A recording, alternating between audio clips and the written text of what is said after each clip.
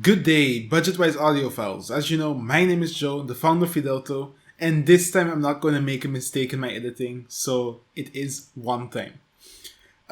This week I've made a really big step forward in the amp because the circuit board has finally arrived, and I'm excited to show you how it looks and what the improvements are and how basically the final circuit board looks for the amp. So let's go.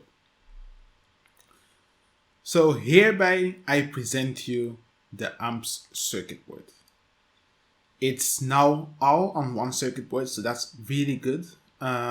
Most of the small components are now SMD, so it's actually manufacturable on large scale. And yeah, also some new circuitry has been added that I am excited to share with you today. First, we'll talk about the output stage and how that's changed. Then the input and voltage amplification stage. Then the new protection circuit that I've added. And the capacitors and how which capacitors are used where in the circuit. Let's start with the output stage. So we have 4 output transistors instead of 2 output transistors, which will equal more stability.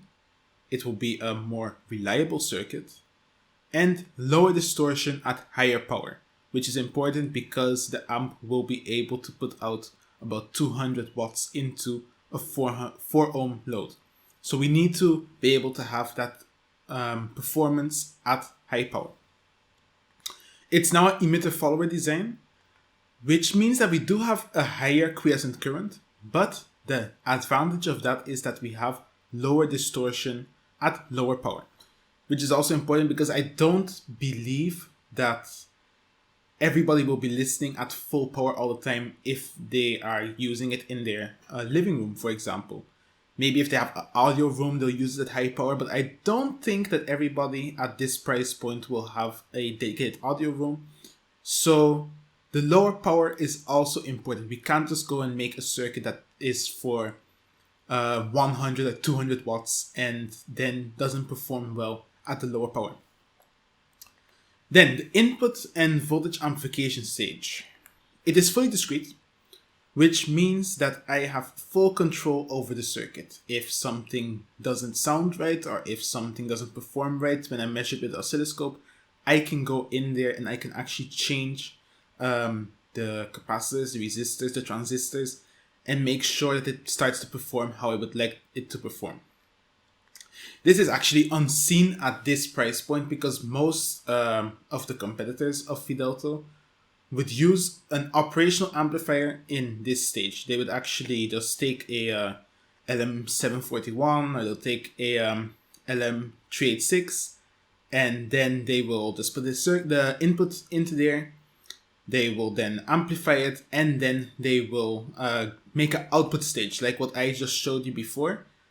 But they don't have a discrete circuit in the input and voltage amplification stage, which some may debate is better, some may debate is worse.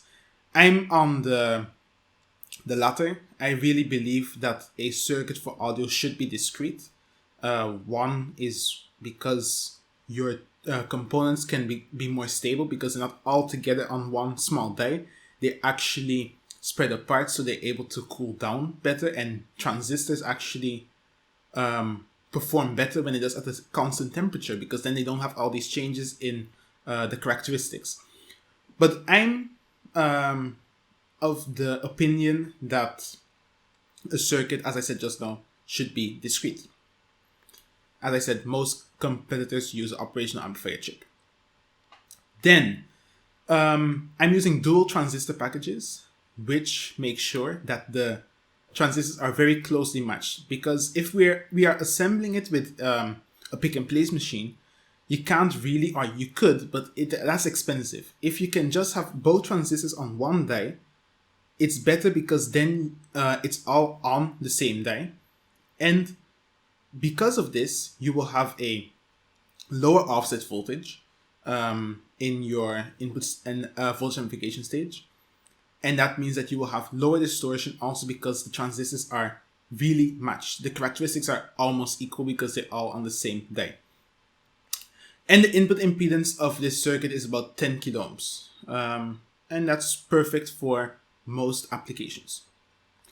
Then, the protection circuit. This is something I'm really excited about because it really is going to, if something does go wrong, save the speakers of the customers of Fidelto. And that's really what I want to achieve. That even if you're using an amplifier that is correctly priced, that you're not scared to use it on your speakers that may be more expensive because you think it doesn't have the protection circuitry that the higher end circuits have.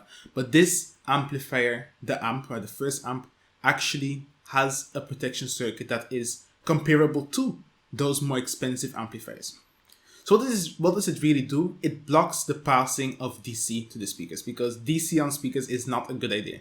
It really can destroy your speakers and can destroy the wires and actually just makes the speaker perform way less because of you pushing DC on the speaker. Then it also delays the startup, and what does this do? It allows the amplifier to stabilize. So in the beginning, if you just turn on an amplifier and you're right at the peak of a sine wave, you can actually hear a lot of distortion on the amplifier. And you don't want that. You want to have that the amplifier first can charge up its capacitors, stabilize its circuits, and then after a few seconds, it turns on, and then your music starts to play how it should, and not that you have distortion coming out of your amplifier. Again, make sure that no DC is present. So for example, if you went into the amp and you changed the bias point and now it is set incorrectly and there's actually DC on the output, it will actually block that without the speakers being connected, which means that your speakers are protected and the circuit, then you have a chance to plug it out, fix the bias point again, and then hopefully your transistors are still fine, which should be because the heatsink is quite large.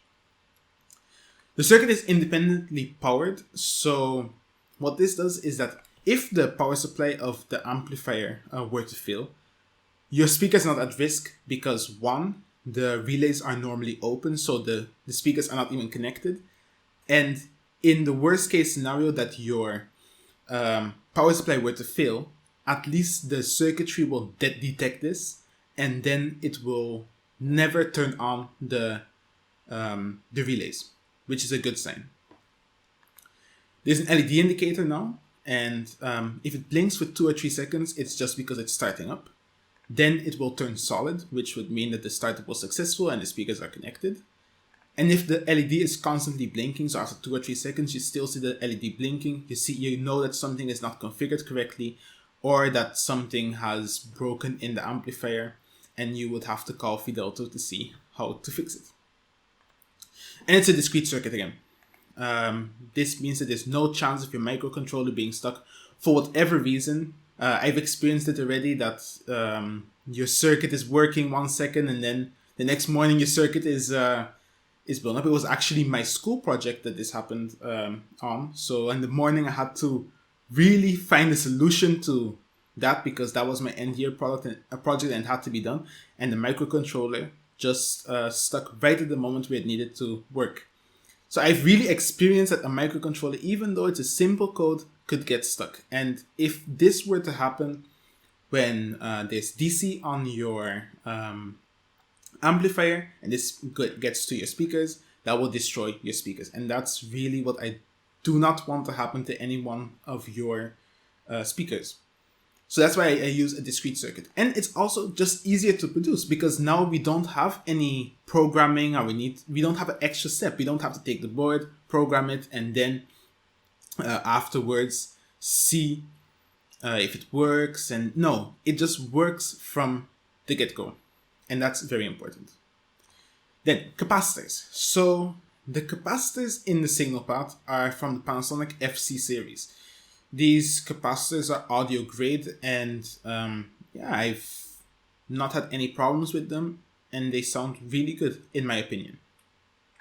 The power supply capacitors are from Epcos, so Epcos B41252 series.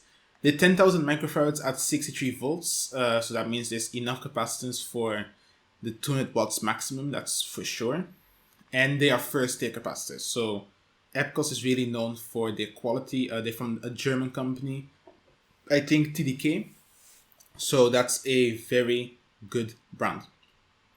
And then filtering capacitors. So the filtering capacitors are a combination of FC series and also Lilon VE. I know Lilon is a brand that isn't really first tier, but I've made sure to not use the Lilon capacitors in mission critical circuits. So basically, all the circuits that are mission critical to the amplifier are using Panasonic capacitors, and all the circuits that are less mission critical and really do not impact the performance of the amplifier use the Lilon VE series. So after all of this, what's the next step? So the circuit is completed and is ready for extensive testing, which I'm doing at the moment. The case is being redesigned as we speak. So I really hope that this case comes in quickly, because as you see, the circuit board is now complete basically, and the only thing I'm waiting on is the case now, and without the case it isn't really completed. So I really hope that this case can be delivered quickly and by the end of the year, because we are at the moment still on target for the first amplifier to be delivered by the end of this year to Portugal. And that's been the goal since I said it in August, and I've been working constantly, really improving and really seeing what the problems are and how we can solve them. And I really do feel that we're still on target to deliver it by the end of the year, because everything is slowly and surely falling into place. So with that said, thank you very much for watching this video. It's been about 2 weeks, but I decided to be like, okay, you know what? I'm going to work 2 weeks and then have a really good video out than just having, 2 videos. Yeah, this is what's happening and then done. This is what's happening and then done. No, I just wanted to make one good video to really inform you guys on what's happening, how Fidelto is evolving, and how the amp is really almost done after a few months of hard work. So, with that said, I hope to have a video out with you within the next 1 or 2 weeks with the case, so then we can see that circuit board that I just showed you in the case with the heatsink, with the connectors, and then eventually being shipped off to the first person.